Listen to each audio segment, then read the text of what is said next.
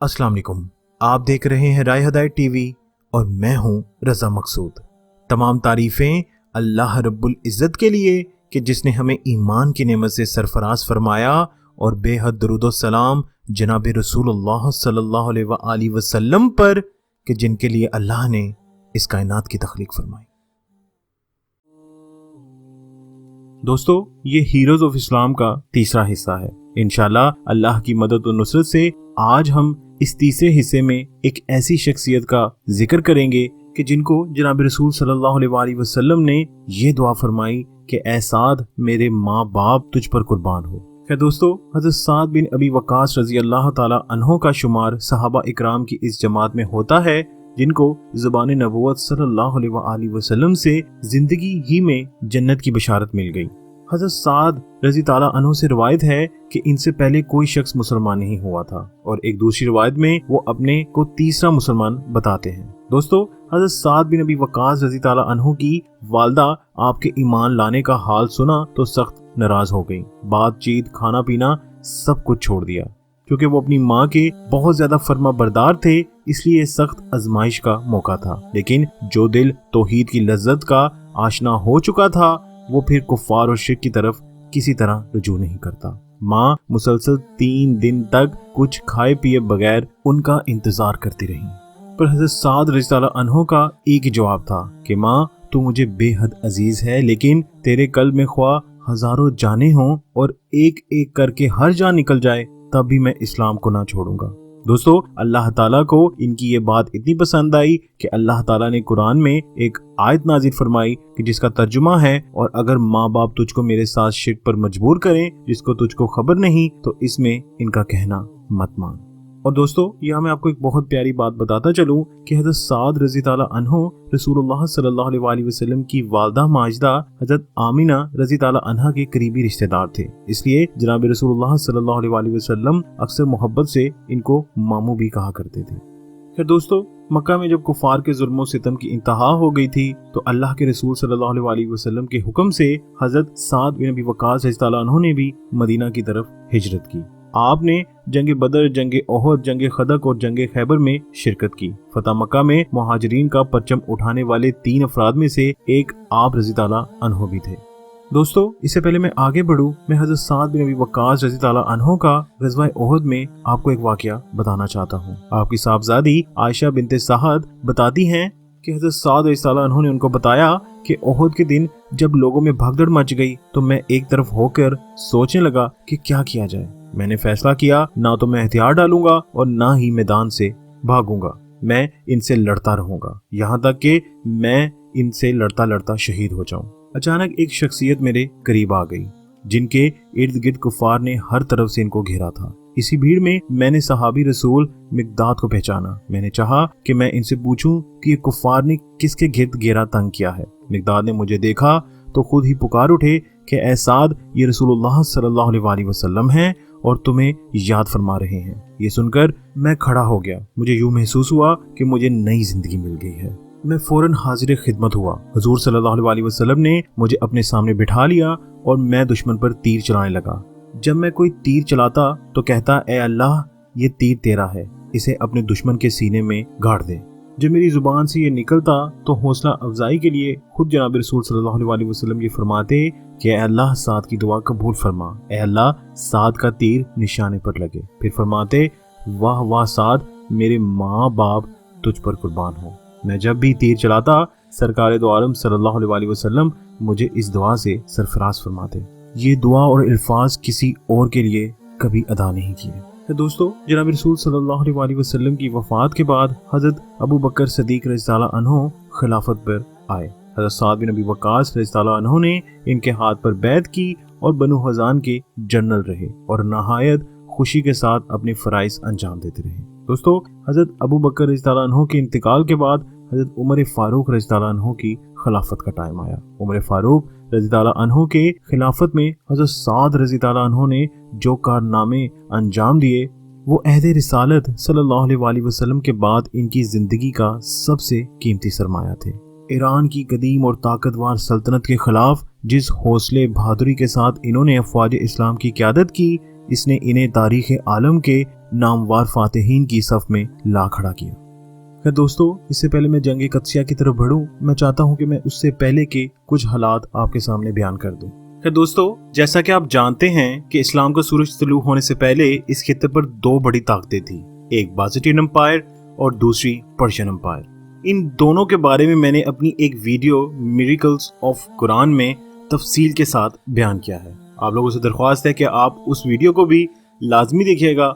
मैं उस वीडियो का लिंक डिस्क्रिप्शन में भी दे देता हूँ। ईरानी हुकूमत यानी पर्शियन एम्पायर में इराक अरब में एक इलाके में बनु बकर बिन वाइल आबाद थे। दोस्तों, इनके जुल्म और सितम से ये लोग काफी अरसे से परेशान थे और इनसे नफरत करते थे। खैर, ये लोग अपने पुराने बदले चुकाने के लिए उठ खड़े हुए और इस कबाइल की एक शाख बनु शैबान के एक सरदार मुसना बिन हारिस रज़ियल्लाहु अन्हु ने एक जमात तैयार की और ईरान के कई इलाकों पर छापे मारना शुरू कर दिए। खैर दोस्तों, इसके बाद हज़रत मुसन्ना रज़ियल्लाहु अन्हु को जल्द मालूम हो गया कि ईरान की अक्सरी कुव्वत पर ये छापों का कोई फायदा नहीं होगा, इनको एक बड़ी ताकत की जरूरत है। दोस्तों, ये खबर हजरत अबू बकर रज़ियल्लाहु अन्हु की खिलाफत के वक्त की है। खैर दोस्तों, यहाँ मैं आपको बताता चलूं कि हजरत मुसन्ना रज़ियल्लाहु अन्हु जो 9वीं हिजरी में बारगाह नबूवत सल्लल्लाहु अलैहि वसल्लम में हाजिर होकर इस्लाम कबूल कर चुके थे। खैर, हजरत मुसन्ना रज़ियल्लाहु अन्हु हजरत अबू बकर रज़ियल्लाहु अन्हु के पास आए और तमाम हालात बयान किए।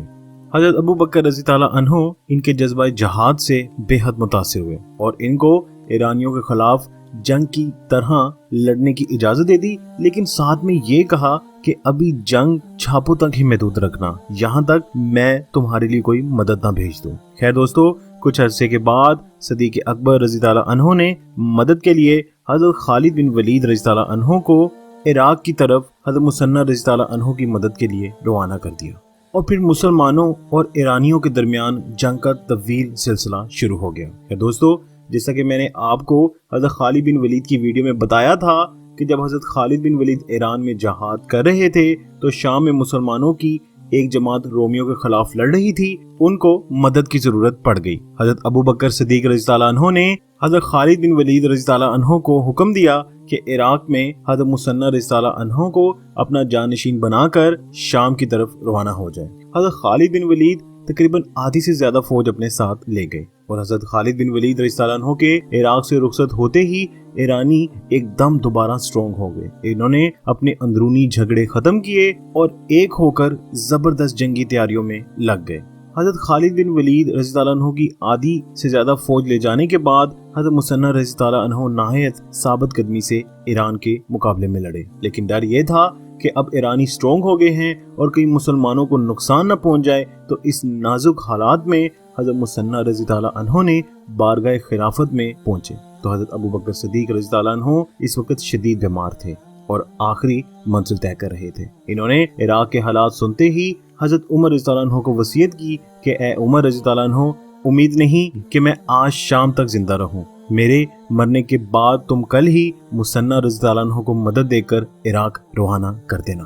खैर दोस्तों, इस वसीयत के बाद सदीक अकबर रज़ियल्लाहु अन्हु फौत हो गए और हजरत उमर रज़ियल्लाहु अन्हु खलीफा बन गए और हजरत अबू बकर सिद्दीक रज़ियल्लाहु अन्हु की वसीयत के मुताबिक सबसे पहले ये काम किया कि हजरत मुसन्ना रज़ियल्लाहु अन्हु को 1000 जवानों पर फौज का दस्ता मदद के लिए दिया। खैर दोस्तों, मुसलमान और ईरानियों की जंगें होती रहीं और जैसा कि मैं आपको बता चुका हूं कि पर्शियन एम्पायर यानी ईरानी पहले से बहुत स्ट्रॉन्ग हो चुके थे, तो मुसलमानों को काफी मुश्किल वक्त का सामना करना पड़ा और मुसलमानों को कुछ जंगों में जानी नुकसान भी हुआ। हजरत मुसन्ना रज़ियल्लाहु अन्हु ने तमाम हालात दरबार खिलाफत में लिख भेजे और वहां से हजरत उमर रज़ियल्लाहु अन्हु का हुक्म हुआ कि अपनी फौजों को समेट कर सरहद अरब की तरफ आ जाओ और मदीना मनवरा से मजीद हुक्म का इंतजार करो। दोस्तों, इस हालात के बाद अमीरुल मोमिनीन हजरत उमर रज़ियल्लाहु अन्हु ने तमाम अरब में दावत जहाद की आवाज लगा दी। जैसा कि मैंने आपको बताया था कि हजरत साद रज़ियल्लाहु अन्हु कबीला बनु हुज़ैन के जनरल थे, तो इन्होंने भी 3000 जंगजू मुजाहिदीन जमा किए और मदीना मनवरा भेज दिए। है दोस्तों, पूरे अरब ने अमीरुल मोमिनीन की आवाज पर लब्बैक कहा। अब यहाँ ये सवाल पैदा हुआ कि इस अजीम मुहिम की क़यादत किसके सुपुर्द की जाए। इतने में हजरत अब्दुर्रहमान रज़ियल्लाहु अन्हु बोल उठे, मैंने पा लिया। حضرت عمر رضی اللہ عنہ نے پوچھا وہ کون؟ تو آپ رضی اللہ عنہ نے جواب دیا سعد بن ابی وقاص رضی اللہ تعالیٰ عنہ۔ خیر اس کے بعد حضرت عمر رضی اللہ عنہ نے سعد بن ابی وقاص کو اس مہم کا سربراہ بنایا اور حضرت سعد بن ابی وقاص 4000 فوج کے دستے کے ساتھ مدینہ منورہ سے نکل گئے اور سابلہ پہنچ کے قیام کیا۔ دوستو امیر المؤمنین حضرت عمر رضی اللہ عنہ کی ہدایت کے مطابق یہیں پر خیمہ زن ہو گئے۔ خیر دوستو یہاں میں آپ کو بتاتا چلوں کہ حضرت عمر رضی اللہ عنہ میدان جنگ کی ہر خبر کے بارے میں پوچھتے۔ دوستو اس کی وجہ یہ بھی تھی کہ جب وہ تجارت کیا کرتے تھے تو وہ ایران اور عراق کا بہت بڑا حصہ دیکھ چکے تھے، اس لیے مدینہ میں بیٹھ کر ہر جگہ ہر مقام کی رہنمائی کرتے، گویا وہ خود لشکر لے کر جیسے چل رہے ہوں، اور اگر انہیں فوجوں کی پوزیشن سمجھ نہ آتی تو تفصیل طلب فرماتے۔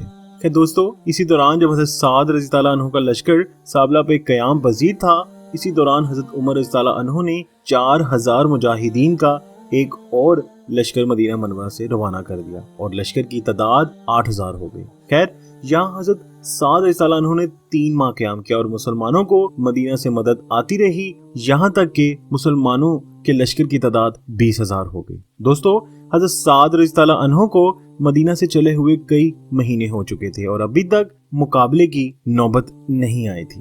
دوستو اس کی وجہ یہ بھی تھی کہ رستم، جس کا نام آپ لوگوں نے یقیناً سن رکھا ہوگا کہ وہ کتنا بڑا پہلوان تھا، وہ جنگ نہیں لڑنا چاہتا تھا۔ کہا جاتا ہے کہ اس نے خواب میں یہ دیکھ لیا تھا کہ اس کو شکست ہوگی اور جس کی وجہ سے یہ جنگ نہیں لڑنا چاہتا تھا۔ خیر دوستو اس ویڈیو کے اس پہلے حصے کا میں یہیں پر اختتام کرتا ہوں اور انشاءاللہ اگلی ویڈیو میں ہم جنگ قادسیہ کے بارے میں سنیں گے کہ کیسے مشکل وقت سے اللہ تعالیٰ نے مسلمانوں کو نکالا اور ان کو فتح عطا فرمائی۔